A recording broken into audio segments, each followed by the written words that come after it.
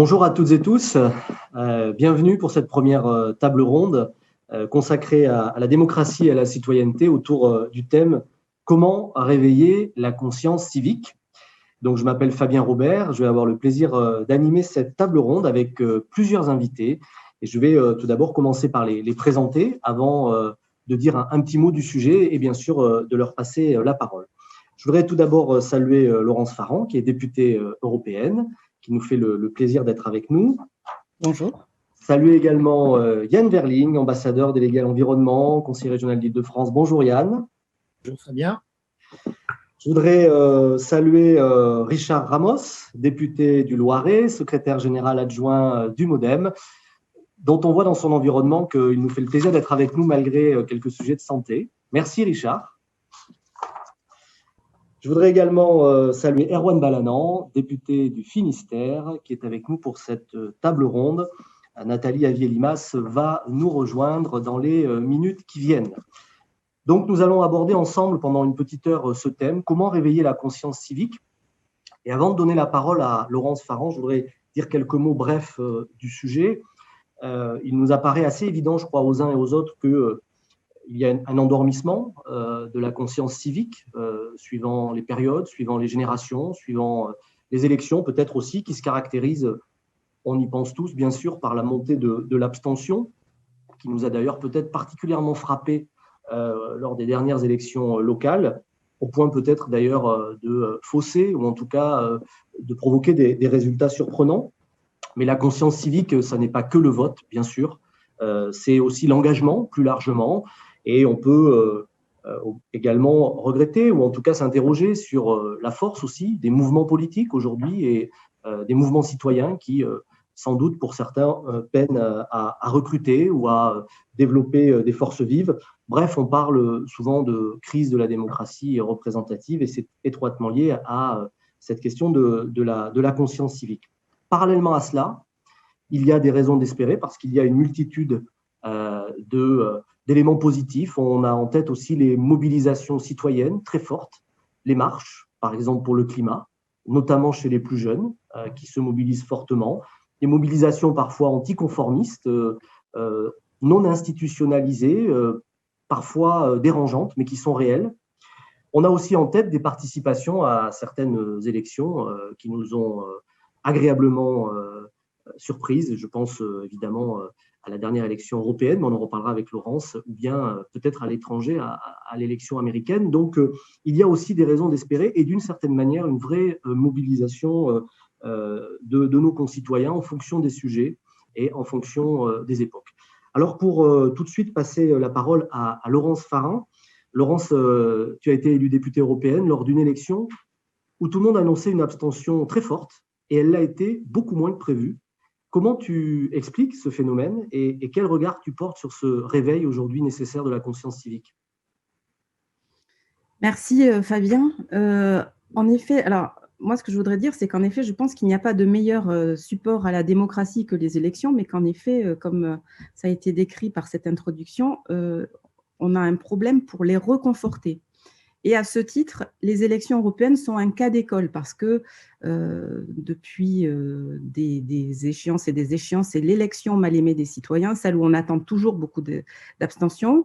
Et en 2019, il y a eu en France et dans les autres pays européens une participation inédite. En France, près de plus de 8% par rapport à 2014. C'est très intéressant parce que si on regarde dans les faits, qu'est-ce qui se passait au même moment dans la société?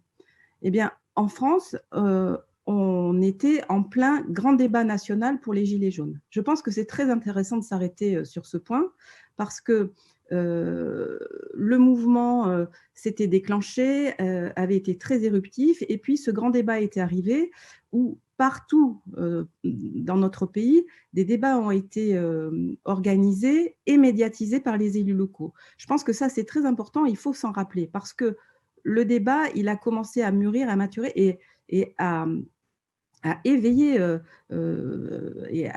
la conscience sur la démocratie et sans doute à la valoriser. Deuxième sujet, ça a été dit aussi, on était sur le mouvement général des marches pour le climat, Donc, avec l'éveil très spontané des jeunes qui, partout, encore une fois, sur le continent et à partir du mouvement lancé par Greta Thunberg, se sont emparés de ce sujet vraiment très passionné, passionnel et s'y sont investis. Donc, deuxième point, qui fait que d'ailleurs, la question du climat a été une question clé des élections européennes. Et aujourd'hui, on le voit aujourd'hui, une question clé de la politique européenne qui est développée avec le New Green Deal. Et troisième point, on avait un débat européen qui était aussi là très clivant, qui était la question du Brexit. Donc, trois éléments qui font que l'intérêt des citoyens était tout à fait éveillé. Et dans le cadre, je crois, du grand débat national des Gilets jaunes, la démocratie avait été organisée en amont des élections, même si ce n'était pas la finalité du sujet. Donc ça, ces trois points, je pense, sont très intéressants à souligner. Merci beaucoup, Laurence. On se tourne maintenant vers Yann Verling. Justement, tu as parlé de ces marches et de ce sujet. Effectivement, on se rend compte que le climat est mobilisateur, la question du climat, notamment vers les jeunes générations qui se mobilisent, qui vont néanmoins pas forcément voter, qui trouvent d'autres formes de mobilisation. Alors, est-ce que tout ça est compatible avec la démocratie représentative? Yann. Merci Fabien, et puis bonjour à bien sûr aux amis qui sont connectés, qui sont à ce débat, et puis à tous ceux qui sont connectés, qui ne participeront pas en direct à ce débat, que je salue. Oui, tu as raison de souligner qu'il y a, et ce n'est pas d'aujourd'hui que ça date, une décorrélation entre l'engagement, on va dire, dans la rue et l'engagement dans les urnes. En même temps, moi, je note que c'est cette mobilisation citoyenne et civique, elle a eu des phases différentes dans l'histoire. On a eu des mouvements très forts de mobilisation citoyenne dans les années 70, et je dois dire que les questions d'environnement sont souvent un déclencheur pour les gens dans leur engagement. Dans les années 70, c'était les mouvements antinucléaires notamment qui ont beaucoup mobilisé. Au lendemain de mai 68, évidemment, certains, moi j'étais même pas né, donc, mais en tout cas ça a été un déclencheur très très puissant pour notamment la création et la naissance de beaucoup de mouvements écolos. Et il y a eu une petite apathie après, dans les années 80-90. Et là, il y a un renouveau du côté de la jeunesse, notamment sur l'engagement notamment sur base d'enjeux environnementaux. Alors, c'est des enjeux, on va dire, générationnels. C'est des moments où des générations, notamment arrivant, se questionnent sur leur avenir. Et les grandes questions de l'avenir pour la jeunesse, c'est effectivement dans quelle planète mes enfants vont vivre, dans quel état va être cette planète, et qui interroge, comme c'était le cas dans les années 70, une forme de modèle de développement et qui se pose des questions sur le chemin qu'on est en train de prendre.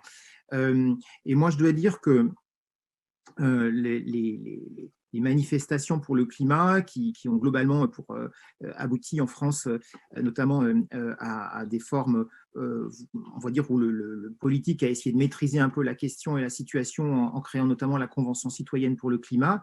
Je vois bien que ça crée des tensions. Ça crée ce système de démocratie participative où on donne la parole directement aux citoyens, on leur demande d'écrire directement eux-mêmes à la place des politiques et plus globalement à la place des corps constitués. Ça crée des tensions justement entre ces citoyens qui se sentent légitimes à pouvoir dire ce qu'ils ont envie de dire et ces corps constitués que sont les élus, que sont les syndicats, que sont les associations, qui voient ça d'un œil méfiant et prudent. Moi, j'ai entendu pas mal d'associations environnementales être critiques sur la Convention citoyenne parce qu'ils avaient le sentiment qu'il y avait une espèce de vol. On leur volait leur légitimité de pouvoir, eux, dire ce qu'il faut faire et pas faire. Donc, c'est intéressant, en fait, ce qui est en train de se passer, et je pense que c'est qu'un début. Merci Yann, on y reviendra peut-être. Effectivement, la démocratie représentative doit accepter peut-être une part plus forte de démocratie participative. Ce sera tout à l'heure avec Erwan, mais avant, je voudrais me tourner maintenant vers Richard Ramos, député du Loiret, secrétaire général adjoint du MODEM. Richard, tu es connu pour ton franc-parler, tu dis les choses assez directement. Est-ce que, quand même, réveiller la conscience civique, ça passe pas aussi par un changement d'attitude, de vocabulaire, de manière de faire chez les élus? Est-ce qu'il n'y a pas quand même petite musique, un discours qui est toujours le même et peut-être une différence entre le dire et le faire qui finit par lasser un peu nos concitoyens? C'est exactement ça. D'abord, quand on dit réveiller la conscience civique, ça veut dire la conscience des citoyens. Il faut d'abord aussi réveiller la conscience parlementaire.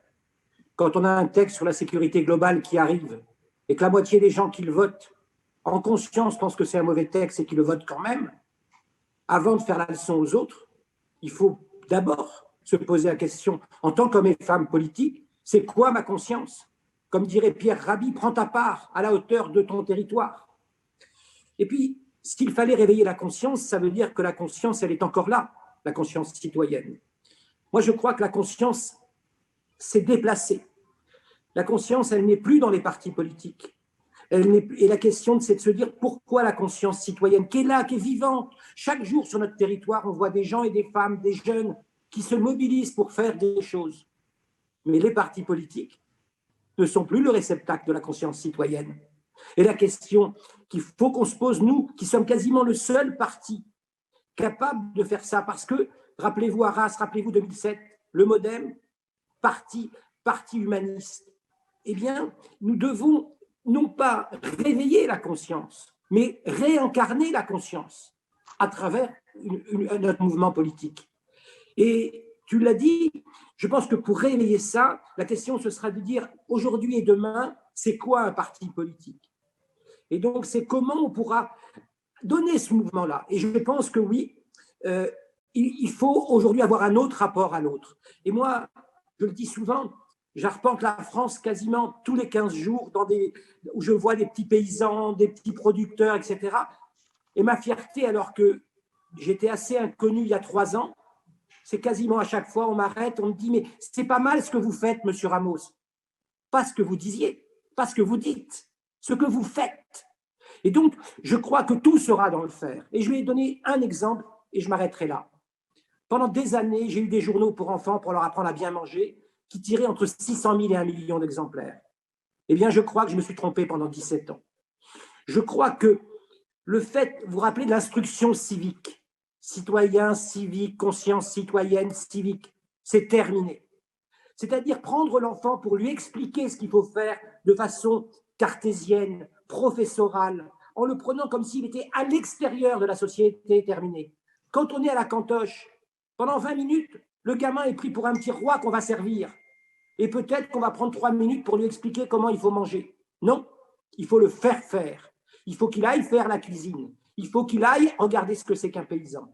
Et je pense que là, demain, réveiller la conscience citoyenne, la conscience civique, c'est faire des choses et le faire ensemble. Et c'est à travers ça, évidemment, que derrière ces actions-là, nous allons construire une pensée politique. Mais ça ne se fera que dans le faire. Et aujourd'hui, on ne nous croit plus. Et donc, on ne peut pas être dans le dire.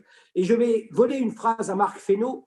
Marc Fesneau dit très souvent ce que tu es parle plus que ce que tu dis. Eh bien, je pense que c'est ça qu'il faut qu'on soit. Il ne faut pas qu'on dise, nous, mouvement politique, chacun d'entre nous, ce qu'il faut faire, ce qu'il faut penser, ce qui serait le bien, pas le bien pour la planète, etc. Il faut faire avec les gens. Et donc, notre mouvement politique doit se mettre dans l'action du faire. Et je pense que c'est comme ça, non pas qu'on réveillera les consciences civiques, les consciences citoyennes, mais qu'on les réamènera dans la conscience politique. Merci beaucoup, Richard. Le faire, justement, le faire aux citoyens, les réimpliquer dans le processus. Je vais me tourner maintenant vers Erwan Balanant, qui s'est beaucoup exprimé sur les questions de démocratie participative, c'est-à-dire faire participer, faire faire dans le processus de décision directement les citoyens. Est-ce que ça remet en cause la démocratie représentative? Est-ce que ça l'enrichit? Et puis, est-ce que c'est une solution pour éveiller les consciences? Il faut mettre ton micro, Erwan, pardonne-moi. Pardon. Bonjour tout le monde. Merci Fabien et merci au mouvement pour organiser ce moment d'échange sur un sujet qui est à mon avis un sujet crucial et qui est un sujet d'une importance absolue quand on s'appelle mouvement démocrate. Je crois que, tu viens de le dire, l'articulation entre la démocratie participative qui émerge et la démocratie représentative est l'enjeu de nos institutions pour les années à venir. C'est-à-dire que si nous n'arrivons pas à faire ça, nous allons aller vers de plus en plus de liens distendus entre les décideurs publics et le citoyen. Parce que je t'ai entendu dire, Fabien, qu'il y avait un endormissement. En réalité, il y a une sorte d'endormissement peut-être de la routine politique. Et là, je rejoins Richard, pardon. Mais le citoyen aujourd'hui, moi j'ai l'impression qu'il n'a jamais été aussi actif en ébullition. J'ai l'impression qu'il n'y a jamais eu autant de personnes à vouloir participer, à vouloir donner leur avis. Alors parfois ça sonne comme une sorte de cacophonie, mais tout ça est à organiser justement. Et moi je crois que l'enjeu politique et institutionnel pour les quelques années qui viennent, et quand je dis quelques années qui viennent, c'est la séquence qui va aller jusqu'à la prochaine élection présidentielle aussi, c'est de se poser la question de nos institutions et comment on les transforme pour que l'articulation se fasse vraiment de façon efficace entre cette démocratie participative et cette démocratie représentative. On a l'exemple de la Convention citoyenne que Yann a cité. Moi, je l'ai beaucoup suivi, Richard aussi. Et on voit aujourd'hui cette ébullition de cette expérimentation démocratique inédite. Il n'y a jamais un pays ne l'a fait à une telle échelle, sur un tel sujet et sur autant de préoccupations particulières des Français. Donc là, vraiment, on a cet enjeu à résoudre. Et si on ne le fait pas, on va au-devant de graves déconvenues. Donc voilà, Merci beaucoup, Erwan. Je vois la ministre qui nous a rejoint, alors je me mets un peu au garde à vous et je te laisse peut-être… Je vais passer la parole à Nathalie Avier-Limas, secrétaire d'État chargée de l'éducation prioritaire, dans quelques secondes. On a déjà un petit commentaire effectivement sur un sujet qu'on abordera peut-être après et qu'Erwan connaît bien. Dominique nous dit « Attention au tirage au sort pour désigner les assemblées, c'est très contestable. » On vient tout de suite sur un sujet sensible, mais on en reparlera dans un moment. Je voudrais donner la parole à Nathalie Avier-Limas qui nous a rejoint. Merci beaucoup, Nathalie. Sur la question, évidemment, de réveiller la conscience civique, on pense tout de suite à la question de l'éducation. On pense tout de suite à la question, à traiter la question à la racine, d'une certaine manière, c'est-à-dire dès l'éducation, notamment dans les quartiers prioritaires. Quel regard vous portez sur la question qu'on pose aujourd'hui et sur la manière de réveiller cette conscience civique, chère Nathalie ? Bien, bonjour à tous. Vous abordez là un sujet en effet qui est crucial à l'école et surtout qui est traité puisque l'éducation à la citoyenneté se fait dans nos classes depuis le plus jeune âge et notamment par le biais du parcours citoyen qui traverse tous les cycles et qui est adossé à nos enseignements. Ce parcours citoyen, qu'est-ce que c'est ? C'est la transmission des valeurs et c'est les principes de la République en abordant tous ces grands champs qui sont évidemment la laïcité, qui sont l'égalité entre les femmes et les hommes et le respect mutuel. C'est aussi la lutte contre les discriminations, c'est la lutte contre les inégalités entre les femmes et les hommes et puis certainement un sujet dont Erwan était en train de vous parler, c'est aussi la lutte contre le harcèlement et je profite de cet instant pour le saluer et surtout le remercier pour son formidable travail dont nous nous emparons au ministère de l'Éducation nationale parce que c'est un sujet évidemment central. Alors ça se fait comment ? Ça se fait d'abord par l'instruction des élèves et c'est notamment le cas avec l'enseignement moral et civique qui est une discipline très présente dès l'école primaire. Et puis, autre sujet très important et que l'on a parfaitement mesuré à l'occasion de cet événement tragique qui a été l'assassinat absolument abject de Samuel Paty, c'est l'éducation aux médias et à l'information. Donc, l'instruction des élèves, elle se fait tout au long du parcours et puis c'est aussi la mise en action des élèves, c'est-à-dire que les élèves eux-mêmes s'approprient ces enseignements, le vivre ensemble, travailler sur la démocratie, travailler sur la citoyenneté, l'éducation à la citoyenneté. Alors, ça se fait notamment par la participation des élèves à la vie scolaire. On a des délégués de classe, on a des éco-délégués, on a des conseils de vie collégiennes ou encore lycéennes. Ça se fait aussi dans l'engagement que l'on peut aller chercher chez nos élèves dans des projets citoyens avec les enseignements. Je pense particulièrement à la participation à des cérémonies commémoratives ou à la participation individuelle ou collective des projets citoyens, aux visites des lieux de mémoire. Il y a la participation à des temps forts, il y a la participation à des concours comme le concours national de la résistance ou encore de la déportation. Mais une fois qu'on a dit tout ça, il y a évidemment aussi l'accompagnement de nos professeurs dans ces temps forts. Et je profite de cette table ronde justement pour revenir sur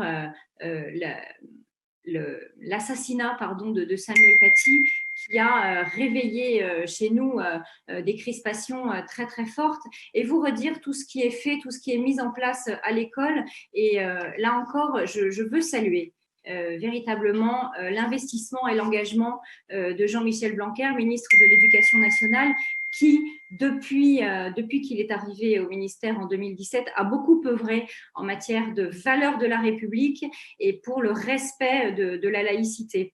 Vous rappeler tout ce qui a été mis en place me semble aujourd'hui extrêmement pertinent, notamment à travers les équipes Valeurs de la République qui agissent au quotidien, à travers le Conseil des sages qui a délivré un vade-mecum avec des fiches parfaitement claires pour accompagner l'ensemble de nos enseignants sur ces temps difficiles à vivre au sein des classes, et pour mieux lutter contre l'autocensure.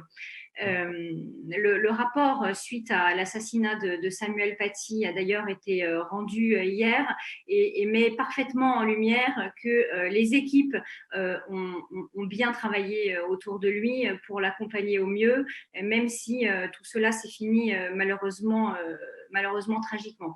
Enfin, vous disiez éducation prioritaire. C'est vrai que je suis secrétaire d'État chargée de l'éducation prioritaire, et là, je veux préciser aussi que je lutte véritablement contre la stigmatisation.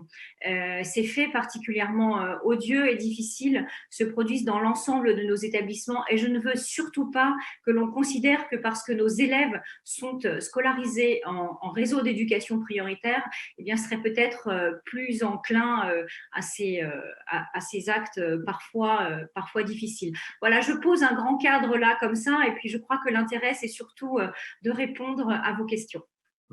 Merci beaucoup, Nathalie. N'hésitez pas à intervenir les uns ou les autres, mais j'ai déjà quelques questions ou quelques relances qui viennent par les réseaux sociaux. Effectivement, Jean-Bernard résume un peu ce qu'a pu dire Richard avant. Comment expliquer que les Français aiment la politique et aiment de moins en moins les politiques? Ça résume sans doute, ça pose une question à laquelle Richard a assez bien répondu dans son analyse. Mais je voudrais me retourner vers Laurence, parce que Rebecca nous dit comment mettre en place entre les parlementaires et les citoyens des circuits plus courts dans leur circonscription pour expliquer les décisions publiques et faire participer. Alors, les députés européens, vous n'avez plus de circonscription aujourd'hui. Comment on raccroche quand même le travail d'un parlementaire européen à un terrain précisément pour expliquer, faire de la pédagogie et réveiller ou entretenir cette conscience civique? Comment on fait quand on est parlementaire européen? Bon, les circuits courts, c'est plutôt la spécialité de Richard Ramos, mais je vais essayer d'en parler quand même. Alors, deux choses. D'abord, je voulais juste réagir à ce que disait Madame la ministre, chère Nathalie, sur l'école, qui est bien sûr est au cœur de tout. Mais le problème, c'est que l'école, ce n'est pas une bulle. La bulle, elle est souvent au cœur d'un quartier, et qu'en effet, on a eu des problématiques héritées d'années et d'années et d'années de politique de la ville, à mon avis, pas très, très réussies.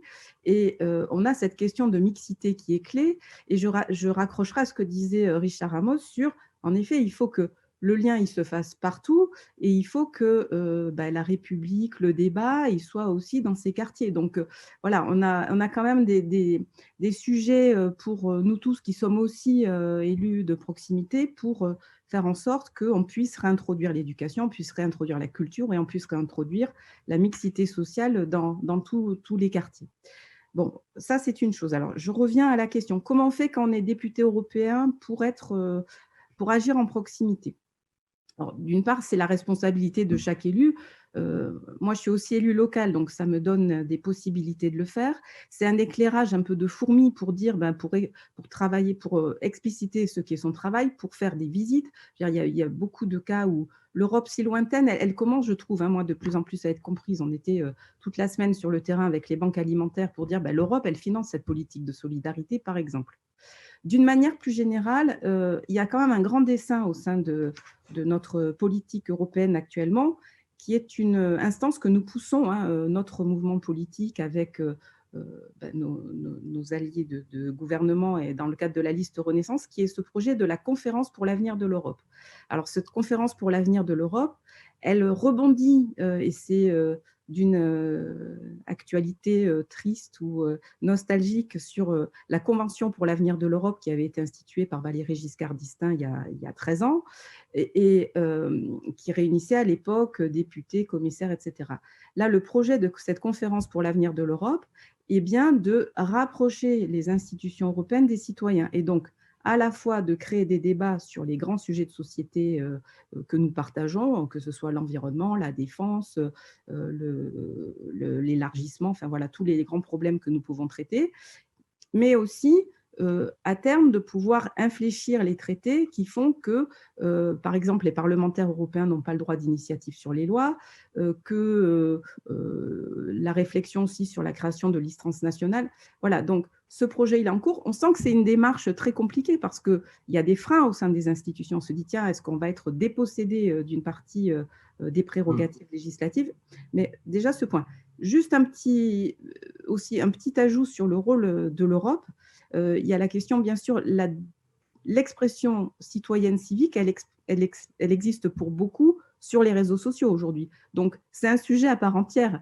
Et cette régulation, on l'a vu dans le drame qui a touché Samuel Paty, la législation sur la haine en ligne, sur la régulation des contenus, ça, tous les parlementaires que nous sommes à tous leurs niveaux, nous avons un rôle absolument clé sur ce sujet pour faire en sorte que la démocratie, dans ce nouveau réceptacle qui change beaucoup de choses, elle soit régulée aussi.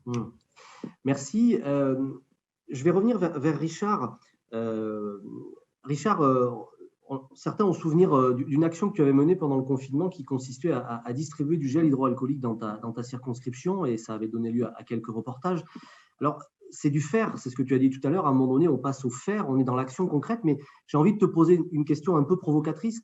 Est-ce que c'est le rôle d'un parlementaire de faire ça aujourd'hui? Est-ce que le parlementaire, il est dans le faire ou est-ce qu'il n'est pas aussi ailleurs normalement, sur un autre terrain, un terrain qui n'est pas facilement compris des Français peut-être, qui est celui de la loi, qui n'est jamais assez bonne, jamais assez rapide, etc. etc. Mais est-ce que c'était vraiment le rôle d'un parlementaire? C'est très compliqué, la question est très pertinente. On me reproche, moi, souvent, quand je vais défendre le bien manger, quand vous verrez dans le journal du dimanche une grande page le dimanche sur un sujet auquel on m'a interviewé, est-ce que c'est à moi d'aller défendre sur les territoires en France, là où les salopards d'industriels empoisonnent les Français parce qu'ils veulent faire plus de fric? Est-ce que c'est à moi d'aller sur un plateau de télé pour dire on a mis un chorizo espagnol et ce chorizo, dedans, il n'y a pas les ingrédients qui sont autorisés en France et en Europe. Et c'est moi qui vais faire avec 150 € l'analyse du chorizo. Je ne sais pas si c'est au député de faire ça. Mais en tout cas, le député, ce n'est pas celui qui s'enfermerait au 126 rue de l'Université et qui ferait des lois qui seraient déconnectées du terrain. Et donc, moi, je pense au contraire que c'est le rôle du député. On est à la fois des députés de terrain et à la fois des députés de la nation. Et donc, la question est de savoir, est-ce qu'on anticipe les demandes sociétales ou est-ce qu'on court après? Est-ce qu'on laisse notre jeunesse nous dire, comme dirait Yann Verling, regardez la biodiversité? Et puis, une fois qu'on a vu que c'est un sujet parce que ça ferait des électeurs dans les urnes, on pourrait se les approprier dans le Parlement. Mais ce n'est pas ça. Nous sommes les représentants de la nation. Et en tant que représentants de la nation, on doit anticiper la société, pas courir derrière. Et donc, je crois que oui, c'est le rôle du député. C'est le rôle du député sur son périmètre, sur son couloir de nage, d'aller pied à pied.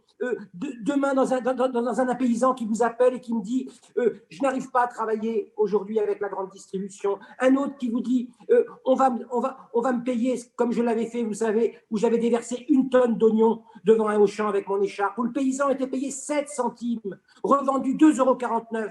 Est-ce que c'est mon rôle d'aller avec mon écharpe déverser 1 tonne d'oignons? La réponse est oui pour moi. Et peut-être que je suis un mauvais député, je n'en sais rien. Mais en tout cas, je pense que le Parlement, ce n'est pas celui qui court derrière le peuple, c'est celui qui le comprend et qui anticipe la société. Merci beaucoup, Richard. Nathalie voulait intervenir et après, j'ai une relance pour Yann également sur la Convention citoyenne. Nathalie. Oui, merci beaucoup. Bravo Richard pour ce que tu viens de dire. Je te reconnais bien là et je partage à 100% ton propos. Évidemment que le rôle d'un parlementaire, et je vais même dire que c'est aussi et surtout le rôle d'un membre du gouvernement, c'est bien d'être d'abord et surtout sur le terrain. Et tout ce que tu as fait pendant le confinement et que d'autres parlementaires ont fait, eh bien, je te félicite encore une fois et c'est exactement ce qu'il fallait faire. Moi-même, dans mon périmètre, et j'ai été très frustrée, là, comme vous tous, ces derniers temps, puisqu'il nous a fallu être confinés, eh bien, je fais et je déroule la politique qui est la mienne et je construis les projets de réforme d'abord et surtout à partir du terrain, parce que c'est là qu'on va prendre le pouls et c'est là que l'on mesure parfaitement nos difficultés. Je veux aussi vous alerter, mais on en est tous ici conscients, sur je vous invite vraiment à regarder de près le dernier rapport pauvreté là, qui vient d'être publié et qui est absolument alarmant, catastrophique. On le voit sur les demandes d'aide alimentaire qui sont explosives. On a de nouveaux publics, on a des familles monoparentales, des gens qui précédemment arrivaient à boucler leur mois et qui aujourd'hui n'y arrivent plus. Peut-être que ce sera abordé aujourd'hui, mais il y a le cas des jeunes, il y a le cas des étudiants qui ne suivent plus leurs cours, qui sont privés de leur petit boulot. Tout ça, c'est particulièrement dramatique et c'est sur le terrain que l'on prend le pouls de tout ça et c'est en discutant avec les gens que l'on peut rectifier et apporter les bonnes réponses. Donc, c'était une petite réaction à ce que disait Richard et que je soutiens bien évidemment. Nathalie, justement, une question pour vous qui vient d'arriver sur les réseaux sociaux. N'y a-t-il pas urgence à réinvestir le champ de l'éducation populaire où l'on constate que les jeunes peuvent être séduits par des discours fondamentalistes ou identitaires?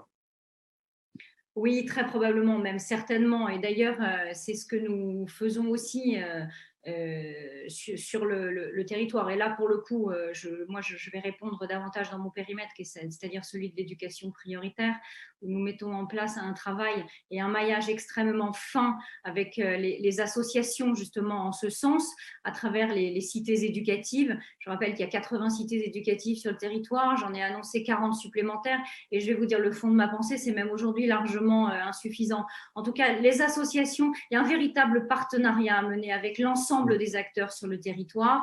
La Maison Éducation nationale fait évidemment son travail, mais nous travaillons aussi en lien très étroit, et je m'y emploie, avec les élus, tous les élus, avec les associations d'élus et tous ceux qui sont sur le terrain, et en particulier avec les maires, parce qu'encore une fois, ce sont eux qui prennent la température la plus fine de ce qui se passe dans leur commune, mais aussi avec les associations, en ayant encore tout de même un regard particulier sur leur attachement véritable aux valeurs de la République et en faisant très attention à ce qu'elles ne débordent pas de ce champ-là. Mais bien sûr qu'il faut reprendre du terrain et c'est ce que nous faisons. Et en tout cas, moi, c'est ce que je m'efforce à faire avec tous les acteurs. Je voudrais maintenant me tourner à la fois vers Yann et vers Erwan. On a évoqué la question de la Convention citoyenne, qui a été un exercice effectivement inédit et qui a sans doute contribué à réveiller la conscience civique. Néanmoins, on a vu aussi qu'il y avait un hiatus entre les décisions prises et leur mise en œuvre, leur exécution. On voit bien que c'est pas si simple de mettre en œuvre un certain nombre de mesures et que peut-être ce hiatus crée un endormissement, une défiance en tout cas de plus en plus forte. Comment on peut résoudre ce hiatus ou faire de la pédagogie ou expliquer qu'un certain nombre de mesures, fussent-elles souhaitables, ne peuvent pas se mettre en œuvre du jour au lendemain? Yann, Erwan? Ou Erwan, Yann, comme vous voulez. Hein. Vas-y, Erwan. Ah, c'est sympa. Non, oui, non, c'est une question assez complexe en réalité, mais en ça, la Convention citoyenne est extrêmement intéressante parce qu'on voit on voit aujourd'hui des citoyens qui ont participé, et c'est pour ça que je trouve que c'est intéressant que des citoyens parfois puissent être tirés au sort. On pourra dire un mot sur le tirage au sort après, mais que les citoyens ont travaillé, ils ont travaillé avec les fonctionnaires des administrations centrales et aussi avec les ONG, et puis ils ont proposé un certain nombre de dispositifs. Certaines relèvent de la loi, certaines relèvent du domaine réglementaire.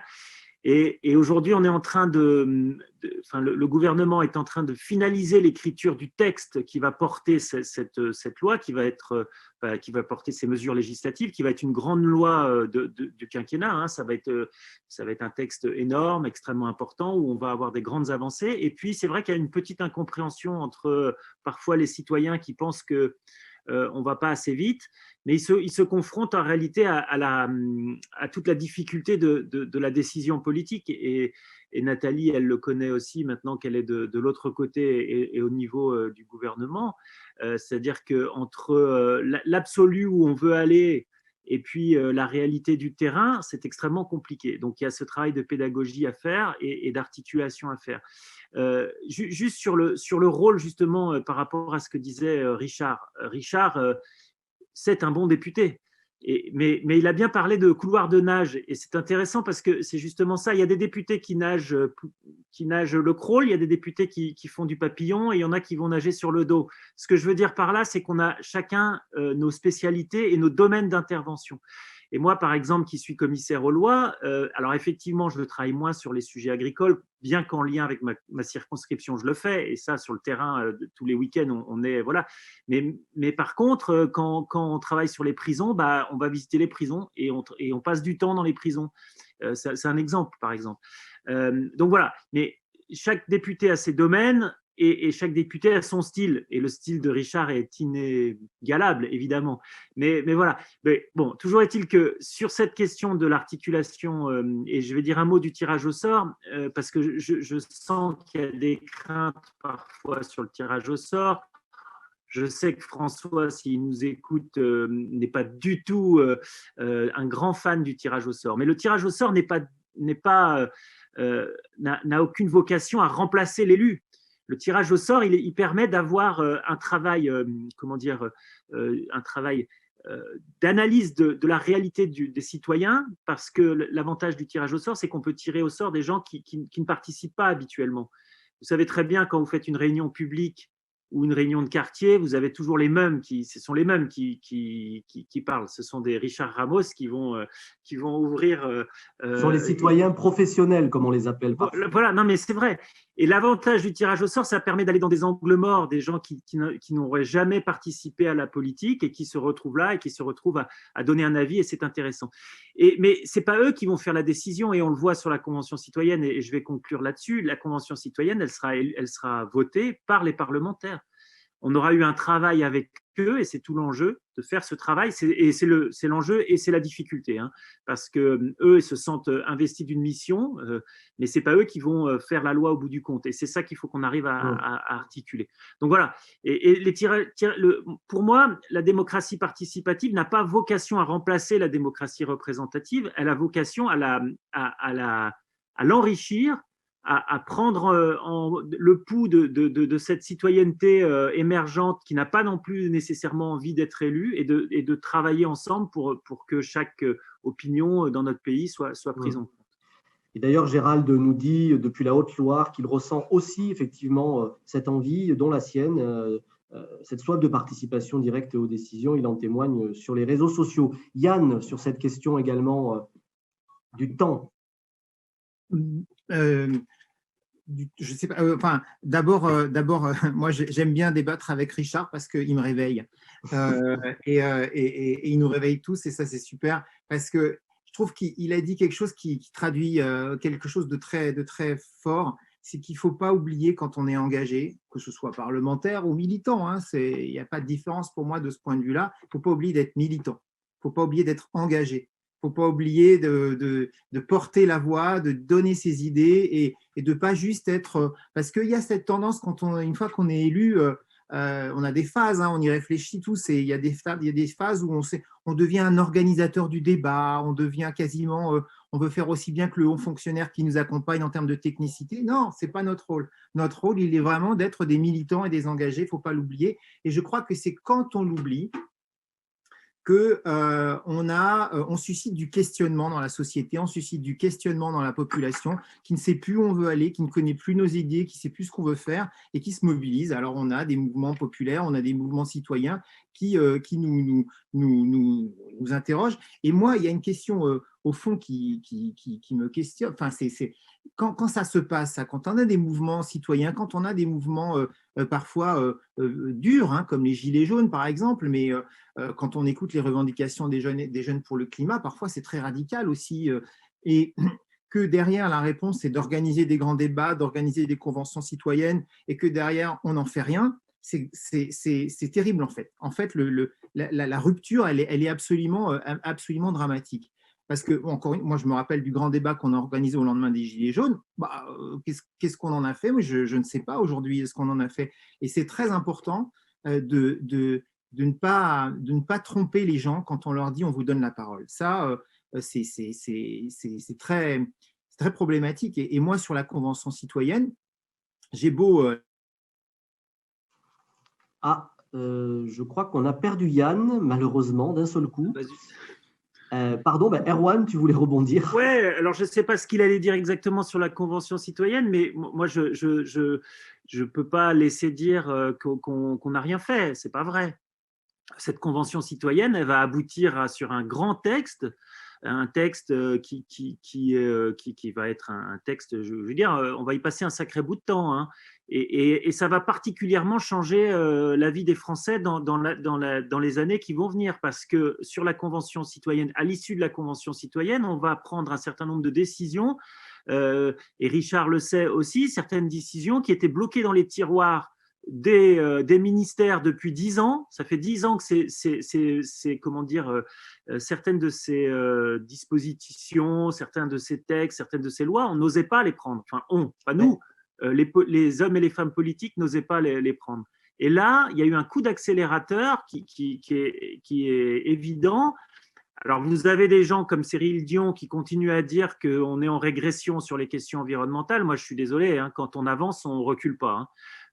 Alors peut-être qu'on n'avance pas assez vite pour lui, et ça c'est légitime, et c'est très bien qu'il continue à le dire, parce que je pense effectivement qu'on avancera, il faut encore avancer plus, mais voilà. Donc voilà, et c'est pareil, le grand débat, certes, c'était un grand débat. On a débattu, la France a débattu. Il n'y a peut-être pas eu d'atterrissage sur le grand débat, mais il y a quand même eu un atterrissage pas inintéressant, et Laurence l'a signalé tout à l'heure, c'est qu'on a eu plus 8% de participation aux élections européennes qui ont suivi. Et je suis sûr que s'il n'y avait pas eu ce grand débat, on n'aurait pas eu ces 8%. C'est-à-dire que plus on aura de la démocratie participative, plus on aura du débat citoyen, plus on aura ce genre d'échange, plus les partis feront leur travail aussi d'aller sur le terrain, et plus on aura des gens à aller voter. Parce que les gens, ils ne vont pas voter parfois, comme l'a dit Richard, et comme l'a dit aussi Yann, c'est qu'ils ont l'impression qu'on est, comment dire, un peu installé sur en nos pilote positions. automatique. Voilà, non, mais je crois que les députés, et je pense qu'on le fait assez bien, les députés du groupe Modem, c'est qu'il faut qu'on montre qu'on est en questionnement tout le temps. On est tout le temps en questionnement. Moi, j'avoue que je passe ma vie à me poser des questions, même sur tous les textes, et de me dire, bon, c'est un texte du gouvernement, mais est-ce que c'est la bonne solution? Et c'est pour ça, par exemple, que je suis monté au créneau sur l'article 24 de la loi sécurité globale avec comment dire, Laurence, contre l'avis d'une autre partie du groupe. Il faut le dire aussi, il y a des gens dans le groupe qui étaient pour cet article 24, on a eu un débat, et c'est ça qui fait que les citoyens vont se réconcilier, à mon avis, avec les personnalités politiques, les femmes et les hommes qui s'engagent directement sur le mandat électif. C'est qu'ils voient que nous nous posons des questions. Je crois qu'Erwan, tu as complètement raison sur cette idée de ne pas être godillot, comme on l'entend parfois, mais d'avoir un vrai débat. Richard voulait réagir, mais puisque vous êtes tous les deux parlementaires nationaux, la question revient évidemment dans les commentaires. Pour réveiller la conscience civique, il faut que la représentation nationale soit plus à l'image du peuple. Et évidemment, vous me voyez venir, c'est la question de la proportionnelle à laquelle on est très attaché. Quand comment, évidemment, ce sujet questionne nos militants et nos sympathisants. Richard. Moi, je vais faire court sur la proportionnelle. Macron nous avait promis la proportionnelle. C'est pour ça qu'il a été élu grâce au MoDem et à François Bayrou. Il doit tenir son engagement. Et si demain, on n'a pas de proportionnelle, on a un risque demain d'avoir des populistes avec tous les pouvoirs au Parlement. Et donc, on nous doit la proportionnelle. Il faut qu'on se batte dessus. Et pour moi, ça, c'est la promesse du président Macron qui a été faite à François Bayrou. Elle doit être respectée. Et donc, je pense que là, on va avoir dans les mois qui viennent, dans les semaines qui viennent même, un combat qui va être très puissant. Moi, je voudrais juste rajouter quelque chose pour le MoDem. On est au congrès du MoDem. Je pense que sur ces engagements citoyens, la participation citoyenne, le MoDem ne doit pas se dire tout le temps ce qu'il a été. Évidemment, on le voit bien avec La République en marche, nous avons des racines qu'ils n'ont pas. Et qu'à la première tempête, l'arbre du MoDem qui a des grandes racines, même s'il est moins haut que celui de La République en marche, il tient mieux aux tempêtes. C'est la nature comme ça, d'avoir des racines profondes. Mais la question qu'on doit se poser, nous, le MoDem aujourd'hui, ce n'est pas que ce que nous avons été, mais ce que nous serons. La société est en mouvement. Qu'est-ce qu'on met aujourd'hui dans l'idéologie MoDem? On voit bien aujourd'hui qu'il y a même un écart entre nos adhérents qui nous écoutent, très écologistes, et peut-être nos décisions nationales. Et donc, c'est refonder avec le MoDem la possibilité évidente de construire l'avenir. Et ça, nous devons bien en prendre en compte pour ne pas se gargariser de ce qu'on a été, mais qu'est-ce qu'on met aujourd'hui dans le logiciel MoDem? Et ça, pour moi, c'est fondamental. On le voit même des adhérents qui nous engueulent en disant au siège, là-bas, vous répondez jamais, vous êtes loin de nos préoccupations. Donc, qu'est-ce qu'on fait en interne pour s'appliquer à nous-mêmes ce qu'on veut qu'on applique à la France? C'est très juste également, et on aura l'occasion dans cette journée notamment de présenter le travail d'Université 133 qui questionne précisément ce qu'est le centre, ce qu'il a été, excellent travail. Il est aujourd'hui, qui était vraiment un travail très intéressant et qui sera restitué dans les semaines qui viennent. Et en parallèle, d'ailleurs, sera annoncé aussi tout à l'heure un travail autour de la démocratie, de comment lutter précisément contre l'abstention et favoriser la conscience civique. Mais Jean-Noël Barrot en parlera tout à l'heure. Laurence, tu dialogues avec des parlementaires d'autres pays. Ces questions, les autres parlementaires se les posent. Vous en parlez. Ce sujet n'est pas que français. Est-ce que tu as des éléments sur un petit peu comment tes collègues modérés, centristes, vivent aussi ces questions-là ailleurs en Europe? Disons que ce débat, on l'a à l'échelon européen sur ce que je citais tout à l'heure, la conférence pour l'avenir de l'Europe. Il y a eu un peu partout en Europe des expériences sur alors, il y a plusieurs choses. Il y a la façon de faciliter les élections, donc la question aussi qu'on a abordée et que Jean-Noël Barrot a mis au top de l'agenda, comme on dit, sur le vote à distance, le vote électronique et toutes ces choses qui sont aussi très importantes pour faciliter la démocratie. Au plan européen, nous traitons ça de manière globale. Donc, encore une fois, ce combat pour l'avenir de l'Europe, pour la conférence de l'avenir de l'Europe, il est clé pour nous unifier sur cette représentativité directe. Donc, on l'a vraiment à ce niveau-là. Et dans notre groupe centriste Renew, c'est vraiment Renaissance, parce que sinon, je vais me faire engueuler par le président. On est vraiment sur ce combat pour la démocratie. Au sein du groupe, il n'y a pas que des majoritaires. On sait aussi qu'on cohabite avec des démocraties plus ou moins libérales, voire illibérales, comme le prouvent les blocages en cours, parce qu'on est en train de discuter de l'état de droit. Donc, je veux dire, on est sur des niveaux de maturité démocratique assez hétérogènes au plan européen. Donc là, encore une fois, on vit ces contrastes, et ces contrastes, on essaie de les outrepasser, de les dépasser par l'échelon transnational et par l'échelon d'une réflexion européenne. Voilà comment ça se traduit.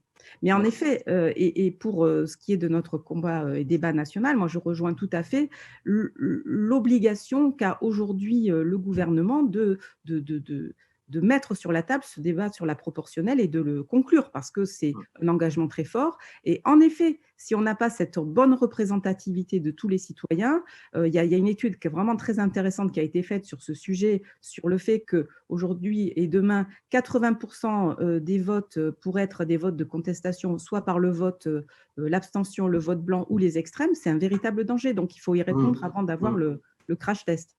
Olivier nous dit qu'effectivement se pose dans ce cas la part de proportionnel pour ne pas retomber dans les errements de la 4e République. C'est un vrai débat. Mais avant de passer la parole à Erwan, je voudrais questionner Nathalie, parce qu'on a une question qui nous est arrivée, ou plutôt une affirmation qui illustre ce que vous avez dit, Nathalie. Le problème de la démocratie, c'est l'absence d'éducation civique dans les écoles dès le plus jeune âge. Il n'y a pas d'absence, il y en a. On a beaucoup parlé des enseignants. Comment on implique aussi les parents dans ce processus-là et comment aussi la puissance publique joue avec la sphère familiale, parce que cette question de la conscience civique ne peut pas passer que par les enseignants. C'est une excellente question que celle de l'implication des familles. Vous savez, mon attachement particulier à ce sujet et même à la restauration d'une politique familiale forte dans notre pays. D'ailleurs, avant de quitter l'Assemblée, j'avais rendu un rapport en ce sens, largement soutenu par mon groupe. Donc, je salue à nouveau nos parlementaires présents sur cette table ronde. Et puis, je profite aussi de ce moment pour remercier à nouveau Patrick Mignola, le président de groupe à l'Assemblée nationale. J'ai encore envie de dire notre, parce que je me sens évidemment toujours très attachée à ce groupe et qui me manque beaucoup. Et puis avant lui, à Marc Fesneau. Évidemment qu'il faut travailler toujours plus avec les familles. On l'a vu d'ailleurs à l'occasion de la crise des Gilets jaunes, tel que le soulignait Yann Verling. On l'a revu là pendant la période de confinement où finalement la famille a repris tout son sens et elle est redevenue parce qu'elle est réapparue, en tout cas pour ce qu'elle est, c'est-à-dire un pilier absolument central. Et on voit bien qu'aujourd'hui, si on a des dérives, certaines dérives chez nos jeunes, c'est parce que justement, il y a là aussi un problème. Et c'est vrai que l'école a eu quelques réticences, il faut l'admettre, à laisser entrer les familles à l'école. C'était un peu la bulle, hein, vous l'avez dit d'ailleurs, le précaré des professeurs. Et pourtant, on voit bien combien c'est nécessaire. Et ce travail, je veux le dire, a vraiment été repris. Il a été repris un petit peu à marche forcée pendant le confinement parce qu'il a fallu aller chercher tous nos élèves au moment où apparaissait très clairement cette fracture numérique dont peut-être on reparlera et qui a éloigné certains de nos élèves. Et vraiment, les professeurs sont retournés, ont repris contact avec les familles et nous travaillons aussi beaucoup en ce sens aujourd'hui. Alors, ça commence très tôt par l'éducation à la parentalité et là, c'est un travail que je mène en partenariat avec mon collègue Adrien Taquet, mais bien sûr que la place des familles est centrale. Il faut parfois, il faut le dire, rééduquer certaines familles et surtout ne pas oublier de dire qu'à l'école, on a un rôle fondamental à jouer d'éducation de nos enfants. Mais les premiers acteurs, ce sont bien évidemment les parents et qu'il faut absolument ramener, chacun dans son périmètre. Le professeur est ce qu'il est et il doit d'abord et avant tout être respecté. Et d'ailleurs, ça avait été très clairement cranté dans le texte pour une école de la confiance qu'avait porté Jean-Michel Blanquer. Le professeur doit être respecté, mais la famille aussi en tant que telle, et il faut bien évidemment la réintégrer. Et je reviens sur les propos que je tenais précédemment, c'est-à-dire travailler tous ensemble autour de nos enfants, avec tous les acteurs qui sont présents autour d'eux, et en premier lieu, bien évidemment, leurs parents, pour créer, et j'ai même envie de dire, de recréer du commun. Du commun, c'est bien ce qui nous manque aujourd'hui, où chacun est un petit peu dans son périmètre. Nous sommes les uns à côté des autres et nous ne sommes plus les uns avec les autres. Et donc, il y a un travail, et tout ça va de pair. Vous parlez de ces conventions citoyennes, vous parlez de tous ces échanges, mais ça commence d'abord par la nécessité que nous avons à recréer du commun. Et en ce sens, ce que font nos parlementaires à aller sur le terrain, à être exemplaires sur le terrain, eh bien, je crois que ça commence par là. Merci Nathalie. Erwan voulait réagir. Ton micro, Erwan. Ton micro, Erwan. Micro. Oui, non, c'était une réaction à un propos qui est parti. Donc, enfin, on est passé sur autre chose. Donc, il n'y a pas d'urgence de réaction en réalité. Il n'y a plus d'urgence de réaction. J'avais une réaction sur le vif tout à l'heure et je ne sais même plus sur quoi c'était, pour rien te cacher, Fabien. C'était sans doute peut-être pas si important que ça. Mais par contre, juste un complément d'information sur ce que vient de dire Nathalie, sur quelque chose qui me semblait extrêmement important, et moi je l'ai vu sur mon travail, enfin, sur le travail que j'ai fait pendant 6 mois là, sur le harcèlement scolaire, la question de l'articulation parents, professeurs et institutions scolaires, écoles est extrêmement important. Par un certain nombre enfin, les parents se sont retrouvés un peu éloignés de l'école et même un peu interdits d'école. Il y a eu des questions de Vigipirate où les parents ne rentraient plus dans l'école. Maintenant, il y a les questions de sanitaire où les parents rentrent encore moins dans l'école. Et pour moi, c'est un vrai problème. Il y a eu au désastre, et je le dis, je ne sais pas, je vais peut-être me faire des ennemis, mais la fin de l'école du samedi matin, c'est un désastre pour nos écoles, parce que c'était le moment où les familles avaient un peu de temps pour aller à l'école, pour passer du temps avec parfois les professeurs et les instituteurs. Donc, je crois qu'il faut, ça c'est un vrai sujet, c'est comment on réarticule les enfants, les parents et les profs, parce qu'il y a un lien qui doit se créer, un lien important. Les enseignants ont une culture justement autour de ce commun, autour de des valeurs de notre République. Et je pense que si on pouvait avoir des parents plus en lien avec les instituteurs et les professeurs, ça serait quelque chose de très profitable à notre société. Voilà, ça c'était une petite réaction sur ce sujet. Avant de conclure, il nous reste encore quelques minutes. Pour la conclusion, je proposerai à chacun de retenir peut-être un élément. Comment réveiller la conscience civique? Chacun pourra nous donner un élément, l'élément peut-être qui pour lui est le plus important. Mais avant cette conclusion, on a effleuré tout à l'heure, Richard, notamment la question des partis politiques. Comment on rend de nouveau les mouvements politiques attractifs? Et c'est une question que je pose à toutes et à tous d'ailleurs. Hein. Comment, selon vous, on permet aux partis politiques de redevenir attractifs? Parce que c'est d'ailleurs un fait assez rare.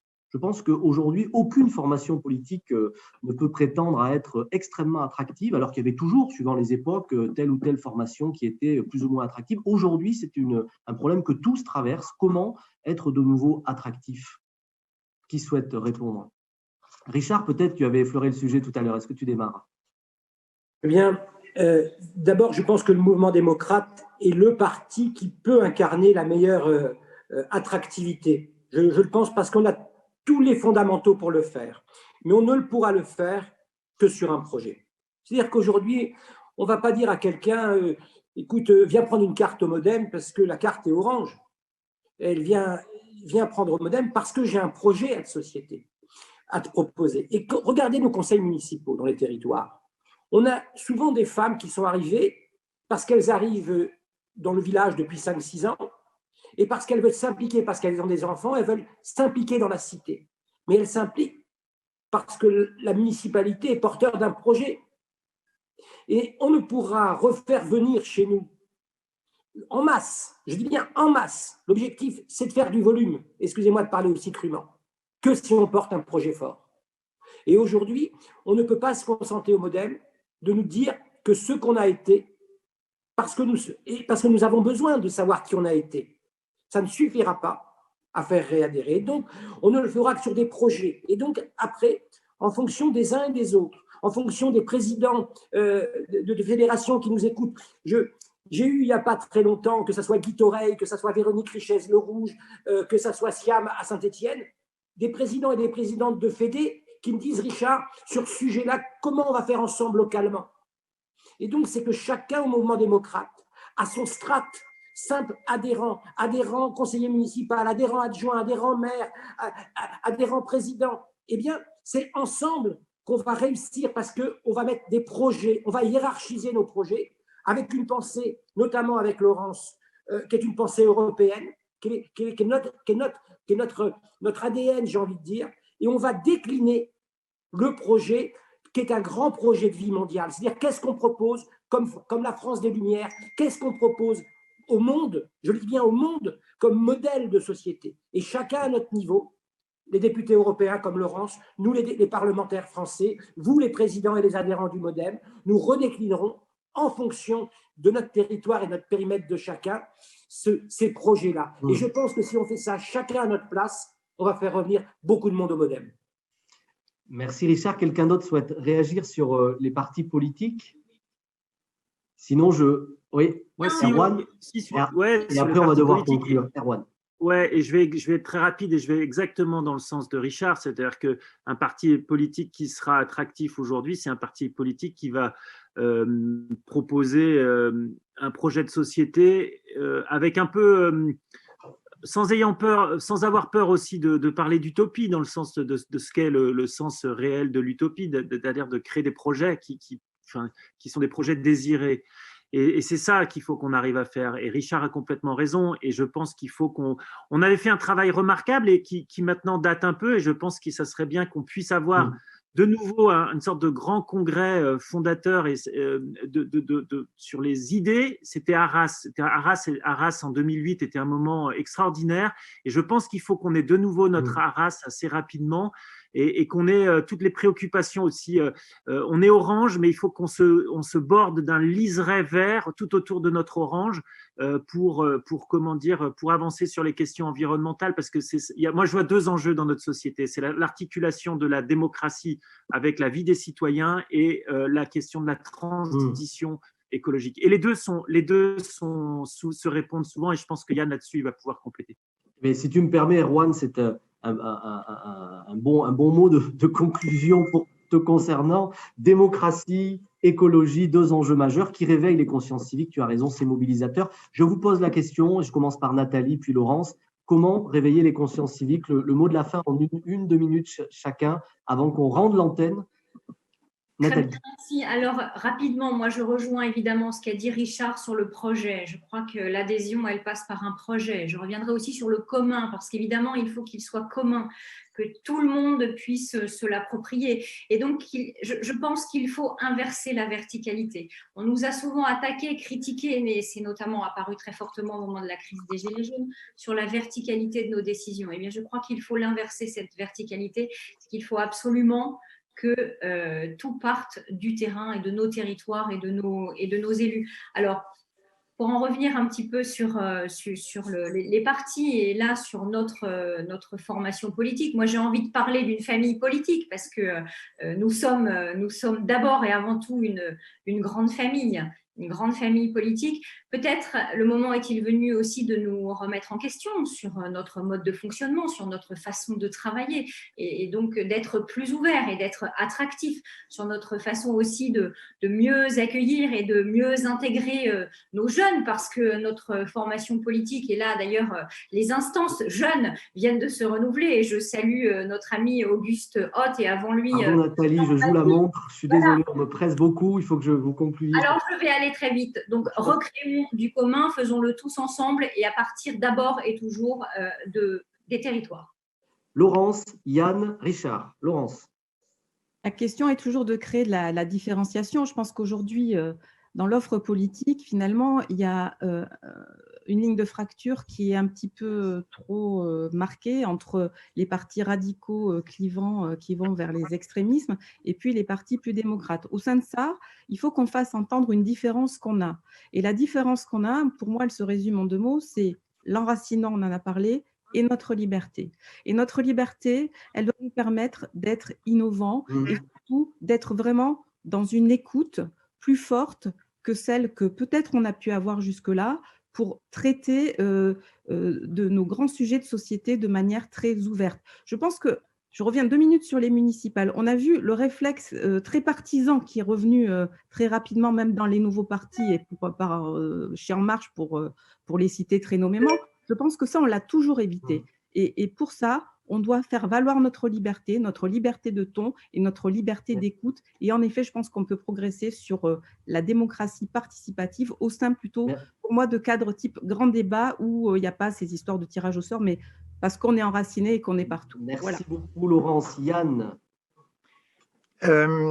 Oui, moi je pense, ta question, ça me rappelle le bouquin à succès qu'avait fait Stéphane Hessel, qui disait indignez-vous.